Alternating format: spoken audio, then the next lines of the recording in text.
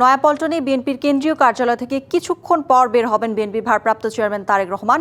এ বিষয়ে জানাতে যোগ দিচ্ছেন সহকর্মী হাসান আল মামুন।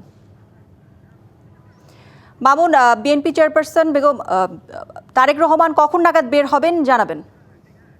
এই মুহূর্তে আমি কিন্তু রয়েছি বিএনপির যে কেন্দ্রীয় পার্টি অফিস অর্থাৎ কেন্দ্রীয় কার্যালয় এখানে দেখতে পাচ্ছেন যে বিএনপির কেন্দ্রীয় কার্যালয়ের সামনে কিন্তু নেতাকর্মীরা ভিড় করেছেন।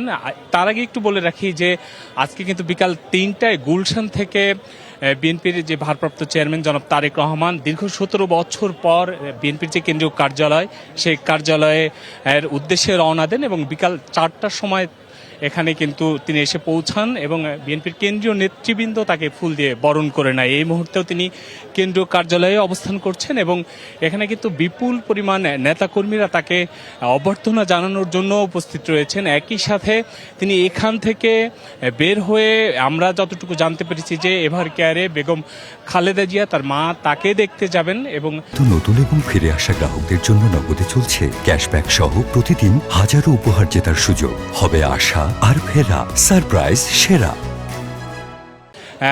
সেই উদ্দেশ্যে কিন্তু প্রস্তুতি চলছে এবং ভেতর থেকেও কিন্তু জানিয়ে দেওয়া হয়েছে যে তিনি যে বের হবেন যেই রাস্তা দিয়ে সেই রাস্তাটি ক্লিয়ার করার জন্য নেতাকর্মীদের উদ্দেশ্য কিন্তু বার্তা দেওয়া হয়েছে। এবং তারই প্রেক্ষিতে কিন্তু যদি একটু দেখাই যে সারি সারি যে গাড়িগুলো রয়েছে অর্থাৎ বিএনপির ভারপ্রাপ্ত চেয়ারম্যান জনাব তারেক রহমান যেই গাড়ি বহর নিয়ে এসেছে কেন্দ্রীয় কার্যালয়ে প্রবেশ করেছিলেন সেই গাড়ি বহর কিন্তু ইতিমধ্যেই সাজানো হয়েছে এবং সেই গাড়ি সাজিয়ে রাখা হয়েছে। তিনি কিছুক্ষণের মধ্যে বের হবেন, বের হওয়ার জন্য পুরোপুরি প্রস্তুত করা হয়েছে। রাস্তা কিছুক্ষণের মধ্যে হয়তো বের হওয়ার জন্য এখানে হচ্ছে যেই প্রস্তুতি গ্রহণ করা হয়েছে সেটি করা হয়েছে। আমরা এখানে যারা নেতাকর্মী রয়েছে